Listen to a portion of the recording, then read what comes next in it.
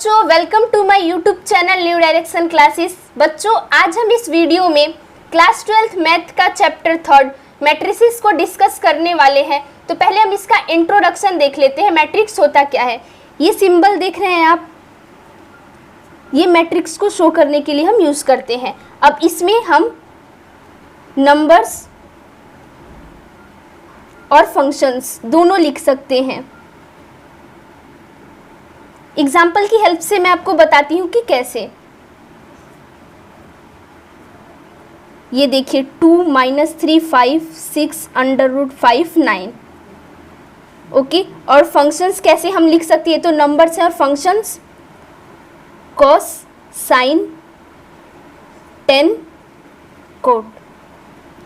Okay, तो एक matrix एक रेक्टेंगुलर एरे है नंबर्स और फंक्शंस का। सिंपली समझ लीजिए कि एक ऐसा ट्रे है जिसमें आप कप और ग्लास दोनों रख सकते हैं। कप जैसे कि नंबर्स और glass functions cos sin tan cot कुछ भी हो सकता है। ओके बच्चों, देखिए मैं आपको एक दूसरा एग्जाम्पल समझाती हूँ जिसकी हेल्प से आप एनसीईआरटी का एग्जाम्पल 1 इजीली कर लेंगे। ओके, देखिए यहाँ पे राधा है, उसके पास 10 नोटबुक्स हैं और सिमरन के पास 13 और पेन्स, एक के पास 6 और एक के पास 9 है। इसे आप मैट्रिक्स के फॉर्म में कैसे शो करेंगे? तो देखिए हम ऐसे लेट कर लेते हैं, एक मैट्रिक्स है 10 13 6 9। ओके, आपको एक बात क्या ऑर्डर का यहाँ पे ध्यान देना है। ये देखिए नोटबुक्स के लिए है और ये पेन्स के लिए है। ऐसा नहीं है कि ये नोटबुक के लिए हो गया और ये 6 यहाँ आ गया, ये 13 यहाँ चला गया, तो ये ऑर्डर गलत हो जाएगा और ये हमारा पूरा जो क्वेश्चन है वो गलत हो जाएगा। और एक और बात का ध्यान रखिएगा कि हमेशा मैट्रिक्स को कैपिटल लेटर से शो करते हैं। ओके, अगर आप इसे स्मॉल ए से शो करते तो ये गलत हो जाता। मैट्रिक्स को हमेशा कैपिटल लेटर से ही शो करते हैं। ओके, एग्जाम्पल एनसीईआरटी का एग्जाम्पल 1 भी बिल्कुल ऐसा ही है। ओके, अब यहाँ पे एक बात देखिए, यहाँ पे 2 वर्टिकल लाइन्स है देखिए और 2 हॉरिजॉन्टल लाइन्स हैं। तो ये जो वर्टिकल लाइन्स हैं इन्हें क्या कहते हैं? कॉलम। ओके, और ये जो हॉरिजॉन्टल लाइन्स हैं इन्हें हम क्या कहते हैं? रो। ओके, तो यहाँ पे कितने रो हैं? 2 रो हैं।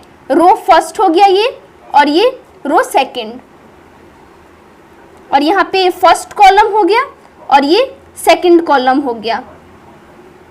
ओके, और किसी भी मैट्रिक्स में जो नंबर्स और फंक्शंस होते हैं, ये नंबर्स हैं, यहाँ पर तो नंबर्स हैं, यहाँ पर फंक्शंस भी हो सकते थे, तो इन्हें हम क्या कहते हैं? इन्हें एलिमेंट्स कहते हैं। ये किसी भी मैट्रिक्स के एलिमेंट्स होते हैं। ओके बच्चों, देखिए अब हम ऑर्डर लिखना सीखते हैं। हम किसी भी मैट्रिक्स का ऑर्डर कैसे लिख सकते हैं? ओके, तो देखिए ऊपर मैंने आपको समझाया था, ये देखिए एग्जाम्पल राधा और सिमरन वाला 10 13 6 9 है। तो हम इसका ऑर्डर कैसे लिखेंगे?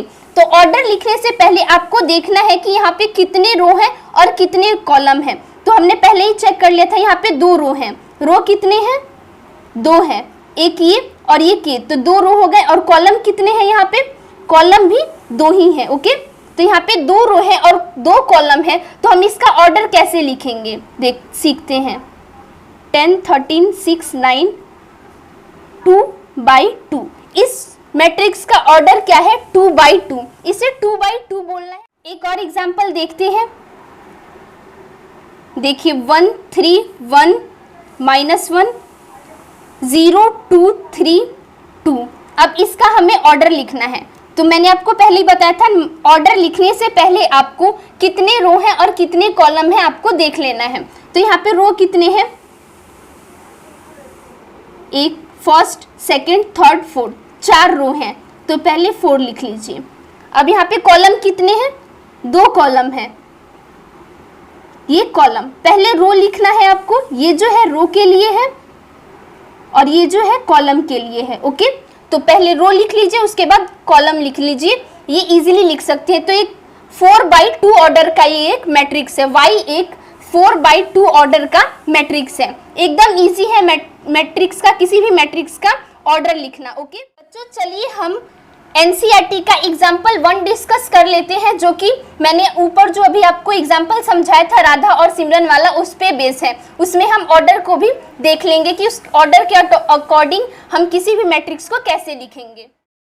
Example 1, consider the following information regarding the number of main and women workers in 3 factories first, second and third. देखिए 3 फैक्ट्री हैं, इसमें मेन और वुमेन वर्कर दोनों हैं। तो फर्स्ट में 30 मेन और 25 वुमेन वर्कर्स हैं, सेकेंड में 25 मेन और 31 वुमेन वर्कर्स हैं, और थर्ड में 27 मेन और 26 वुमेन वर्कर्स हैं। Represent the above information in the form of a 3/2 matrix. 3/2 order के मैट्रिक्स के फॉर्म में हमें इसे शो करना है। What does the entry in the third row and second column represent. हमें इसे रिप्रेजेंट करना है मैट्रिक्स के फॉर्म में। हम इसे कैसे कर सकते हैं देखते हैं। तो देखिए हम कैसे इसे शो करेंगे मेन और वुमेन वर्कर्स को 3/2 ऑर्डर के मैट्रिक्स के फॉर्म में। तो मैंने आपको पहले ही बोला था कि यहाँ पे 3/2 दे रखा है, तो इसमें रो कितने होने चाहिए, 3 रो होने चाहिए, ओके, और 2 कॉलम होने चाहिए।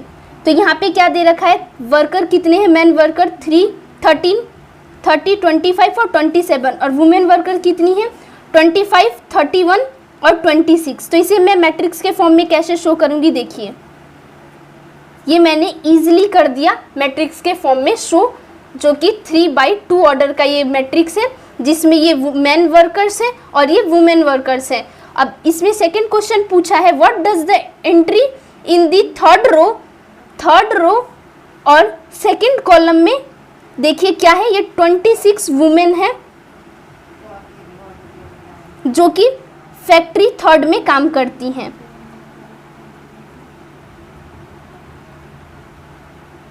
जो कि फैक्ट्री थर्ड में वर्क करती हैं।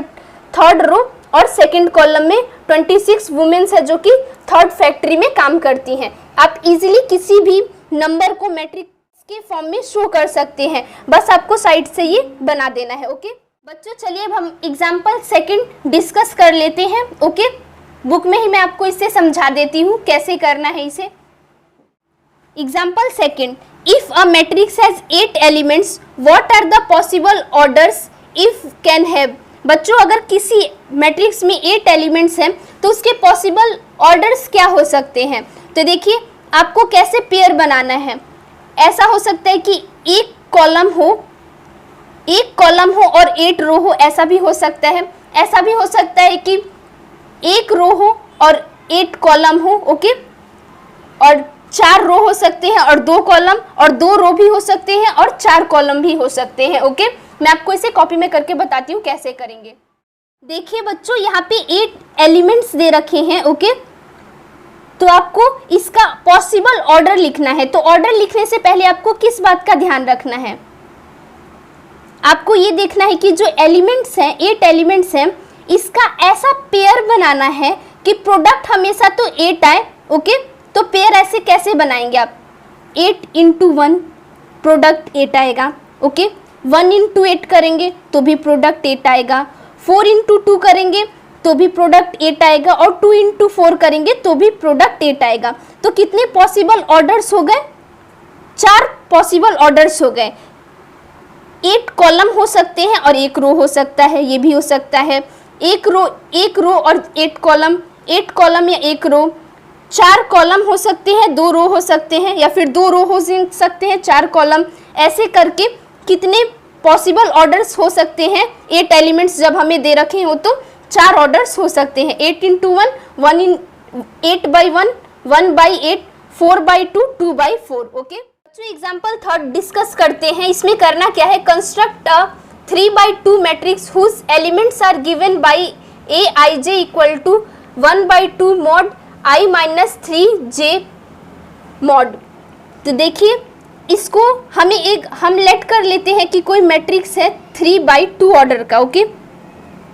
इसके एलिमेंट्स क्या है, A11, A12, A21, A22, A31, A32, okay.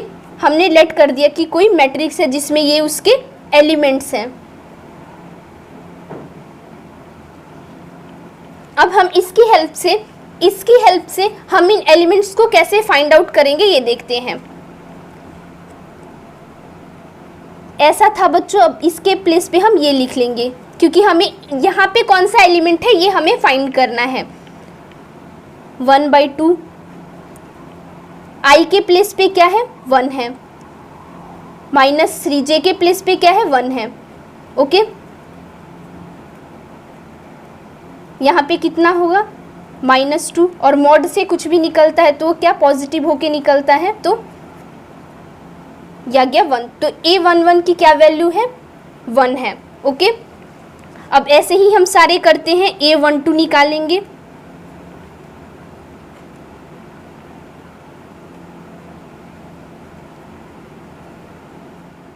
देखिए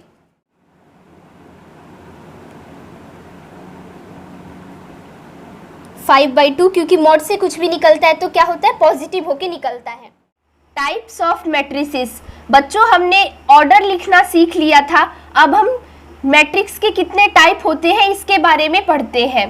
कॉलम मैट्रिक्स, जैसे कि नाम से ही पता चल रहा है कि इसमें कॉलम होगा। हाँ, इसमें कॉलम होगा, सिर्फ एक कॉलम होगा। इट हैज ओनली 1 कॉलम, इसमें सिर्फ एक ही कॉलम होगा।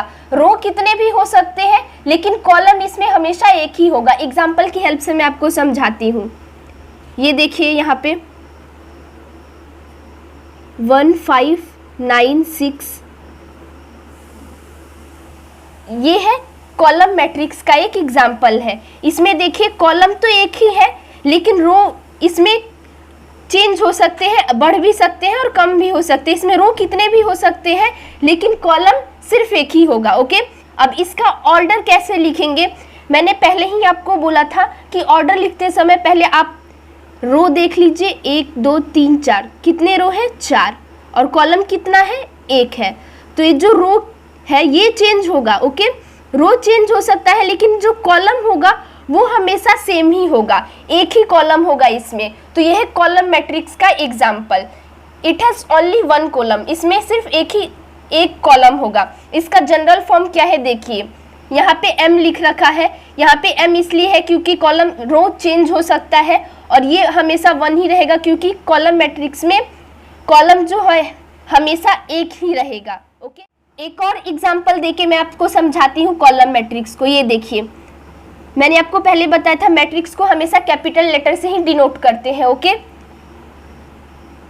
सेकेंड देखिए यहाँ पे 6√5 9 3 2, यहाँ देखिए कॉलम एक ही है लेकिन रो चेंज हो गया है, रो एक एक्स्ट्रा है। यहाँ पे 4 था, यहाँ पे 5 है, और कॉलम एक ही है। ओके, तो कॉलम मैट्रिक्स में रो कितने भी हो सकते हैं लेकिन कॉलम हमेशा एक ही होगा। रो मैट्रिक्स ये सेम कॉलम मैट्रिक्स के ही जैसा है, इसमें सिर्फ एक रो होगा। कॉलम मैट्रिक्स में सिर्फ एक कॉलम था और रो मैट्रिक्स में सिर्फ एक रो होगा। एग्जाम्पल देखिए 1 9 √5 6 3, तो यहाँ पे देखिए यहाँ पे कॉलम कितने भी हो सकते हैं लेकिन रो हमेशा एक ही होगा। ओके, इसका ऑर्डर कैसे लिखेंगे, ये रो और कॉलम कितने हैं, 1 2 3 4 5। ओके, तो यहाँ पे कॉलम चेंज होते रहेंगे लेकिन रो जो है हमेशा एक ही रहेगा। एक और एग्जांपल देख लेते हैं। यहाँ देखिए, यहाँ भी कॉलम तो एक ही है लेकिन रो यहाँ पे चेंज हो गया है। ऑर्डर लिखना भी मैंने आपको पहले बता चुकी हूँ कैसे लिखेंगे। पहले आप रो देख लीजिए कितना है, 1, और कॉलम कितना है, 1 2 3, तो यहाँ पे 3। ओके, एकदम इजी है किसी भी मैट्रिक्स का ऑर्डर लिखना। इसका जनरल फॉर्म क्या है, देखिए यहाँ पे ऑर्डर देखिए, यहाँ पे ये हमेशा 1 रहेगा क्योंकि रो चेंज नहीं होगा, कॉलम में चेंज आएगा, कॉलम इंक्रीज या डिक्रीज होता रहेगा। ओके, थर्ड है बच्चों स्क्वायर मैट्रिक्स। स्क्वायर मैट्रिक्स में क्या होता है, यहाँ पे जितने नंबर होते हैं रो के उतने ही कॉलम होते हैं। ओके, नंबर ऑफ रो जो है इक्वल होते हैं नंबर ऑफ कॉलम के। इसको देख के आप समझ जाएंगे कि कोई मैट्रिक्स स्क्वायर मैट्रिक्स है या फिर कोई और मैट्रिक्स है। ओके, स्क्वायर मैट्रिक्स का हम एग्जांपल देख लेते हैं। यहाँ पे जितने नंबर होते हैं कॉलम के उतने ही रो के होते हैं। देखिए 3 9 5 4 6 2 √5 3 4। देखिए यहाँ पे जितने रो है उतने ही कॉलम है। देखिए यहाँ पे 3 रो है और कॉलम भी 3 ही है, तो इसका ऑर्डर कैसे लिखेंगे, पहले रो फिर कॉलम। 3/3 ऑर्डर का एक मैट्रिक्स है, इसे हम स्क्वायर मैट्रिक्स बोलेंगे। ओके, यहाँ पे नंबर ऑफ रो इक्वल होते हैं नंबर ऑफ कॉलम के।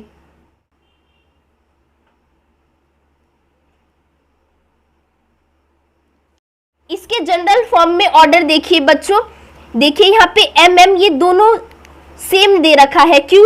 क्योंकि चेंज तो दोनों में ही आएगा और हमेशा ये सेम ही रहेगा। यहाँ पे देखिए एग्जाम्पल में 3 ऑर्डर का था, तो यहाँ पे हम n भी लिख सकते हैं, कोई भी वेरिएबल लिख सकते हैं, n लिख देते n/n या फिर m/n, क्योंकि ऑर्डर जो होगा हमेशा सेम ही होगा। हम ऐसा भी बोल सकते हैं कि एक ऐसा मैट्रिक्स बनाओ जिसका ऑर्डर 3 हो, तो ऐसे हम समझ जाएंगे कि ये किस मैट्रिक्स की बात कर रहा है, स्क्वायर मैट्रिक्स की। ओके, डायगोनल मैट्रिक्स, बच्चों हम स्क्वायर मैट्रिक्स को डायगोनल मैट्रिक्स बोल सकते हैं कब? इसमें एक कंडीशन है कि जो डायगोनल में जो हो उसमें तो एलिमेंट्स हो, ओके, लेकिन उसके बाद जो बचे हुए एलिमेंट्स हो वो 0 हो। ओके, एग्जांपल देके मैं आपको समझाती हूँ। ये देखिए डायगोनल मैट्रिक्स का एक एग्जांपल, यहाँ देखिए 1 - 2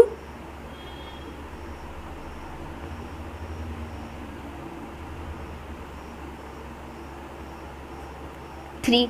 अब यहाँ देखिए जो डायगोनल के एलिमेंट्स है वो तो नॉन जीरो है, लेकिन ये जो डायगोनल के बाद जो बचे हुए एलिमेंट्स है वो 0 है। हम इस मैट्रिक्स को डायगोनल मैट्रिक्स बोलेंगे। ओके, किसी भी स्क्वायर मैट्रिक्स को हम डायगोनल मैट्रिक्स जब बोल सकते हैं जब उसके डायगोनल के जो एलिमेंट्स हो वो तो नॉन जीरो हो और बचे हुए जो हो वो 0 हो। और कोई भी डायगोनल मैट्रिक्स कब फॉर्म होगा? इट मीन्स डायगोनल किस में होगा? डायगोनल सिर्फ स्क्वायर मैट्रिक्स में ही होगा। अगर कोई मैट्रिक्स स्क्वायर मैट्रिक्स नहीं है तो उसमें डायगोनल नहीं होगा। Okay, scalar matrix, a diagonal matrix is said to be a scalar matrix if it's diagonal elements are equal. बच्चों हम किसी भी डायगोनल मैट्रिक्स को भी स्केलर मैट्रिक्स बोल सकते हैं कब? इसके लिए कंडीशन है जब जो डायगोनल में एलिमेंट्स है वो नॉन जीरो तो होने ही चाहिए, साथ ही वो तीनों मतलब वो साथ ही वो सेम भी होने चाहिए। एग्जांपल देके मैं आपको बताती हूँ। ये देखिए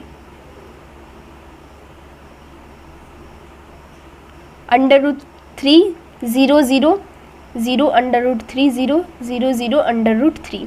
यहाँ देखिए डायगोनल मैट्रिक्स के जैसा ये तो डायगोनल को छोड़ के बाकी के सारे एलिमेंट्स क्या है? 0 है। ओके, तो डायगोनल मैट्रिक्स में क्या था? यहाँ पे जो थे डिफरेंट एलिमेंट्स थे, लेकिन यहाँ पे स्केलर मैट्रिक्स के केस में क्या चेंज आ गया है?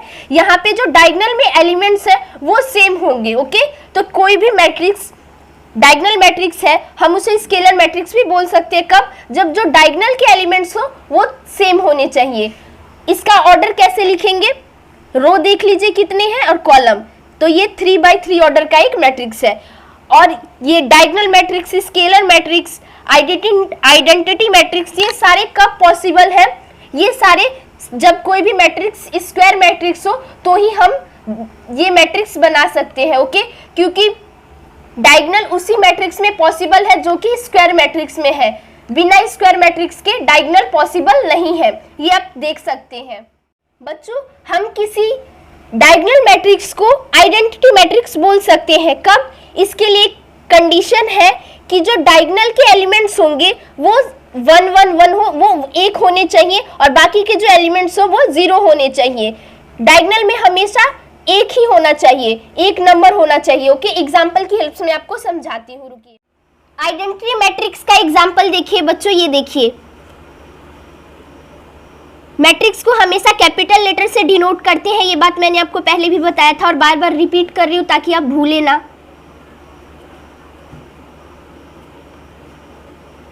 यहाँ देखिए जो डायगोनल में जो एलिमेंट है वो हमेशा 1 होना चाहिए, बाकी के जो एलिमेंट्स है वो 0 होने चाहिए। आइडेंटिटी मैट्रिक्स में यही अलग है। डायगोनल मैट्रिक्स में क्या था? डायगोनल मैट्रिक्स में यहाँ पे एलिमेंट्स तो थे लेकिन वो डिफरेंट थे और बाकी के जो रेस्ट एलिमेंट्स थे वो 0 थे। फिर स्केलर मैट्रिक्स में क्या था? वहाँ पे जो ये एलिमेंट्स थे ये सेम थे, जैसे कि √3 हो गया, 2 हो गया, वो सेम था और बाकी के जो रेस्ट एलिमेंट थे वो 0 थे। अब आइडेंटिटी के केस में क्या है? यहाँ पे हमेशा 1 होगा और ये जो बाकी के रेस्ट एलिमेंट होंगे वो 0 होंगे। इसका ऑर्डर कैसे लिखेंगे? सेम जैसे हमने पहले दोनों का ऑर्डर लिखा है वैसा ही इसका भी ऑर्डर होगा। ये सारे डायगोनल मैट्रिक्स, आइडेंटिटी मैट्रिक्स और स्केलर मैट्रिक्स ये तीनों कब पॉसिबल है? जब पहले कोई भी मैट्रिक्स स्क्वायर मैट्रिक्स हो तभी पॉसिबल है, क्योंकि डायगोनल स्क्वायर मैट्रिक्स में ही बन सकता है। ये अगर कोई और मैट्रिक्स होता तो ये डायगोनल पॉसिबल ही नहीं होता। देखिए ये पॉसिबल ही नहीं होता अगर ये कोई और मैट्रिक्स होता तो।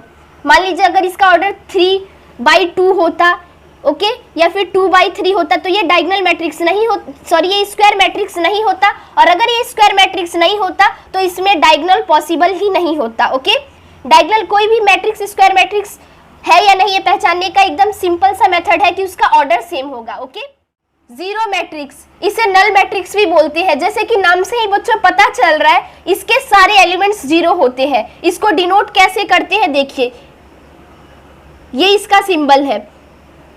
इस मैट्रिक्स में ये स्क्वायर मैट्रिक्स ही होगा, ऐसा कोई रूल नहीं है, ये कंपल्सरी नहीं है, बस इसके सारे एलिमेंट्स जीरो होने चाहिए। ये देखिए, इसका ऑर्डर कुछ भी हो सकता है, बस इसके जितने भी एलिमेंट्स हैं वो जीरो होने चाहिए।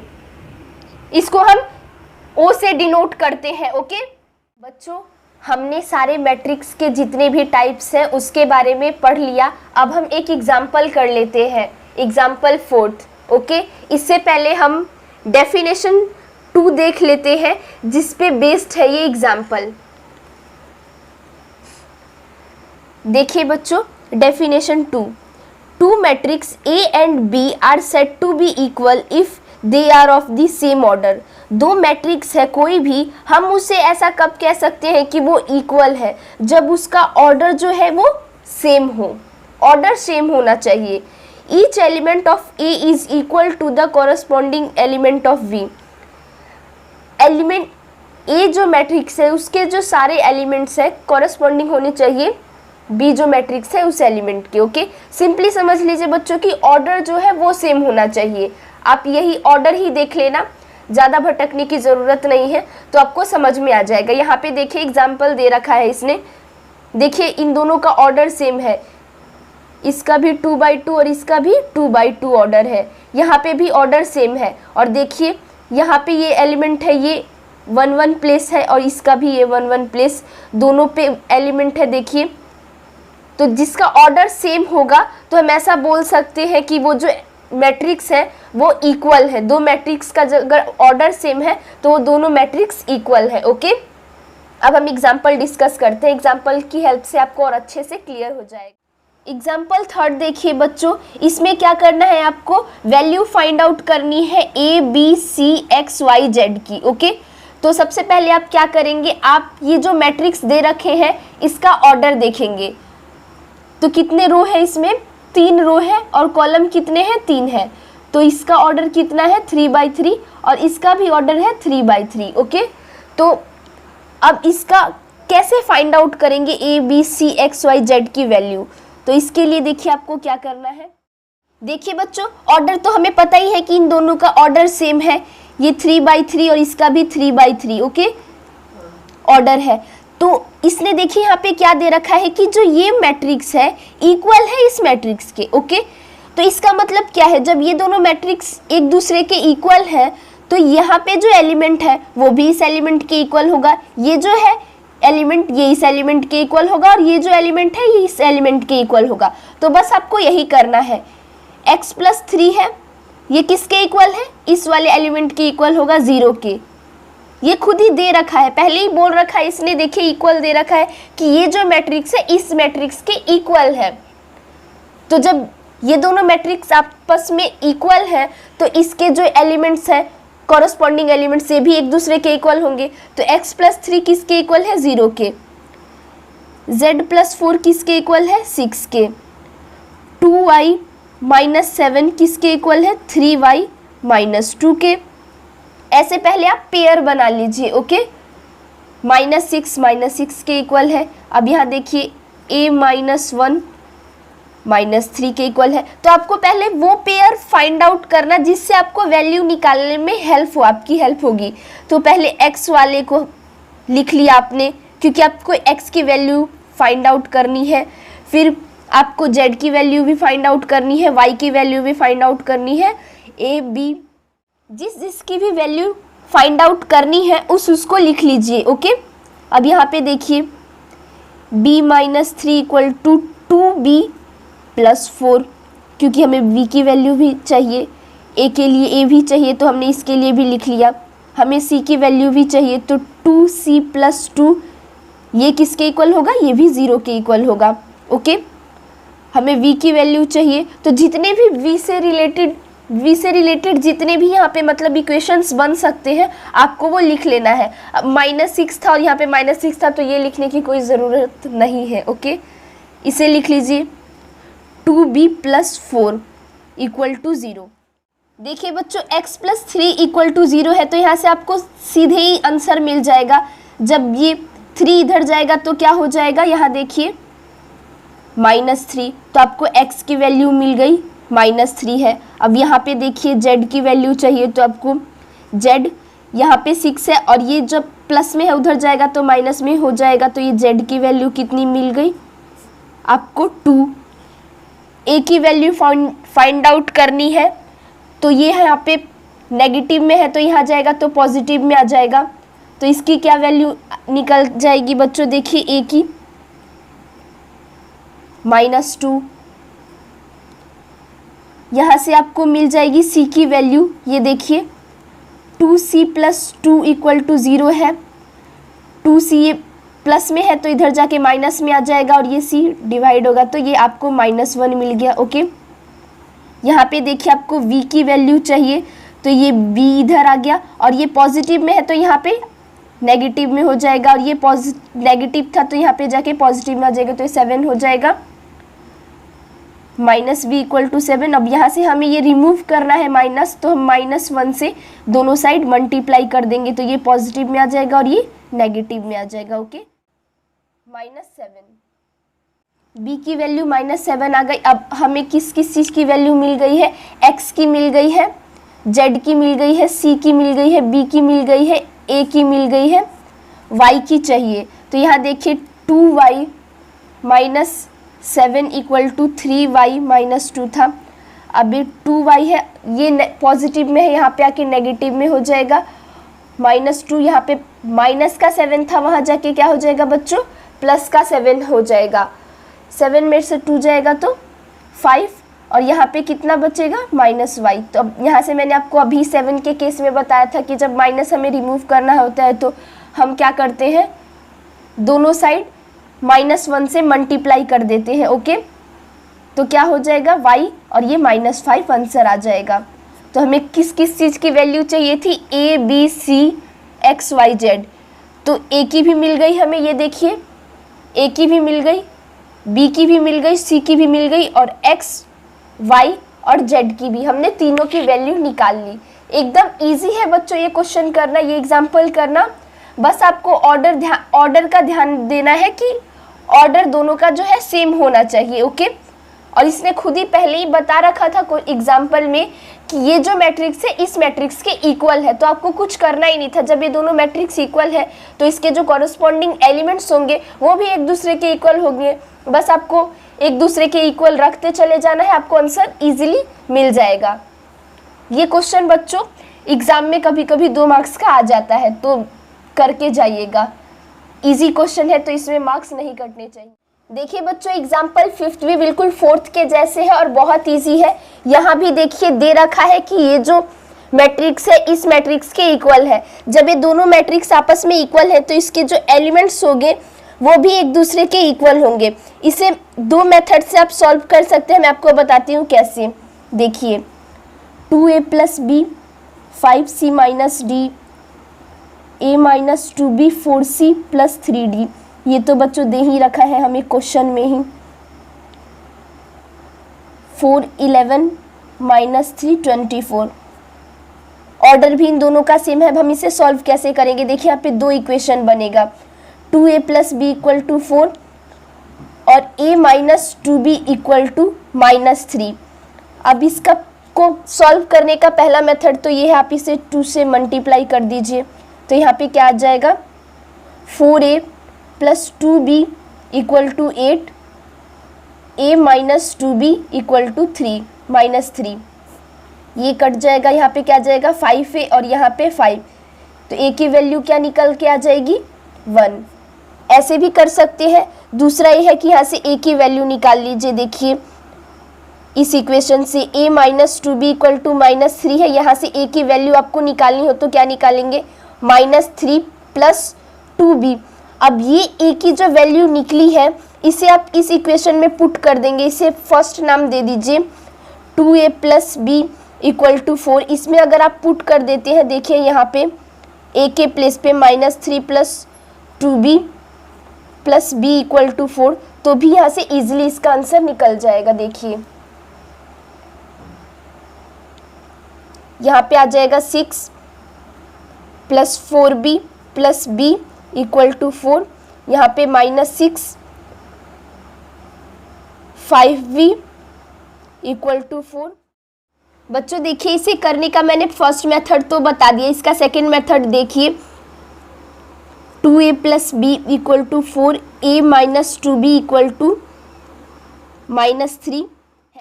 यहाँ से आप a की वैल्यू फाइंड आउट करके इस इक्वेशन में पुट कर देंगे तो आपको इजीली वैल्यू मिल जाएगी a b c d की। ओके, यहाँ से आपको a b की वैल्यू मिल जाएगी। कैसे करेंगे आप देखिए, a इक्वल टू -3 है, यहाँ पे माइनस का 2b है, इधर जाएगा तो क्या हो जाएगा प्लस का 2b। अब a की वैल्यू इक्वेशन 1 में रख दीजिए, 2 -3 plus 2b plus b equal to 4, multiply कीजिए 6 plus 4b plus b equal to 4 -6 plus 5b equal to 4। देखिए ये यहाँ पे आके ऐड हो जाएगा, 10 हो जाएगा। v की वैल्यू कितनी मिल गई आपको, 2 मिल गई। अब ये b की वैल्यू देखिए बच्चों हमें 2 मिल गई। पहले हमने क्या किया, a की वैल्यू को हमने इस इक्वेशन में पुट कर दिया। पहले हमने a की वैल्यू इस इक्वेशन से निकाली, उसके बाद हमने इस इक्वेशन में पुट कर दिया तो हमें यहाँ से b की वैल्यू मिल गई। अब हम इस वैल्यू को इस इक्वेशन में रख देंगे तो हमें a की भी वैल्यू मिल जाएगी। देखिए कैसे, यहाँ पे क्या है a -3 plus 2b -3 plus 2 b की वैल्यू कितनी आई है 2 -3 प्लस 4, यहाँ से हमें a की क्या वैल्यू मिल गई 1। तो देखिए ऐसे ही इसके जो बचे हुए एलिमेंट्स हैं हम ऐसे ही दोनों तरीकों से कर सकते हैं। दोनों ही तरीके बहुत इजी हैं, आप बहुत इजीली कर लोगे इसे। देखिए बच्चों दो और इक्वेशन बनेंगे, 5c minus D equal to 11 और 4c plus 3d equal to 24। ये भी बच्चों आप इन दोनों मैंने जो दोनों मेथड आपको बताए हैं दोनों में से कोई सा भी फॉलो करके आप इसे इजीली कर सकते हैं। यहाँ से आपको c की वैल्यू कितनी मिलेगी 3, ओके, और d की वैल्यू कितनी मिलेगी 4, और a और b की मैंने आपको फाइंड आउट करके दिखा दिया है कैसे करना है। a की आई है 1 और b की कितनी आई है 2। तो ये सारे जो एग्जाम्पल है बहुत इजी है, बस आपको कॉन्सेप्ट क्लियर होना चाहिए तो आप सारे क्वेश्चन बहुत इजीली कर लोगे। ओके बच्चों, अगर मेरा वीडियो आपको अच्छा लगा हो तो प्लीज़ लाइक शेयर और सब्सक्राइब करना ना भूलें।